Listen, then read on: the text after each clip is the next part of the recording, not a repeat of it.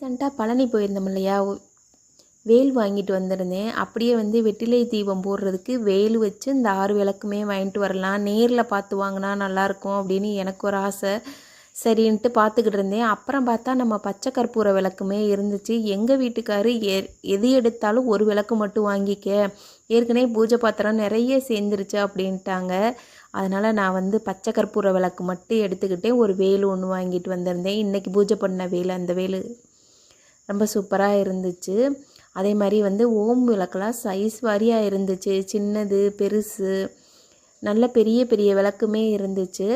அப்புறம் வந்து பெருமாள் கும்பிட்றவங்களுக்கு அந்த விளக்குமே இப்போ ஆன்லைனில் பயங்கர ட்ரெண்டிங்காக இருக்குது. அப்புறம் சுவாமி சிலைகளுமே சொல்லக்கூடாது, சூப்பராக இருந்துச்சு.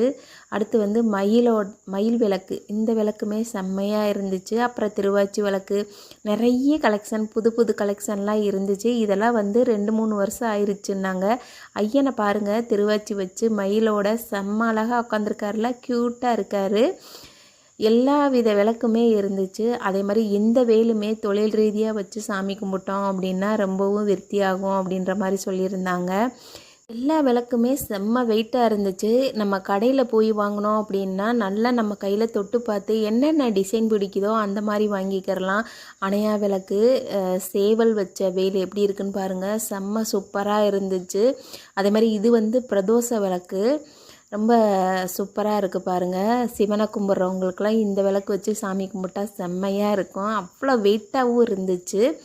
அதே மாதிரி குங்குமச்சிமிழ் குட்டியாக அழகாக இருந்துச்சு. இந்த டிசைன்லாம் இப்போ புதுசாக வந்திருக்குன்னாங்க. அப்புறம் வந்து நம்ம குபேர பானையெல்லாம் செம்மையாக இருந்துச்சு. குட்டி சைஸும் இருக்குது, இன்னும் கொஞ்சம் பெரிய சைஸுமே இருக்குது. இந்த படியெல்லாம் பாருங்கள் எவ்வளோ அழகாக இருக்குன்னு. இந்த முருகர் சிலை தான் நம்ம ஆன்லைனில் வாங்குறது. இது வந்து பித்தளையெல்லாம் கிடையாது, சும்மா ஒரு மெட்டலில் வச்சுதே நம்ம வாங்குகிறோம். இதே கடைக்கு போய் வாங்கினோம் அப்படின்னா பித்தளையிலே வாங்கிக்கிடலாம். நான் வாங்கினது இந்த கடை தாங்க.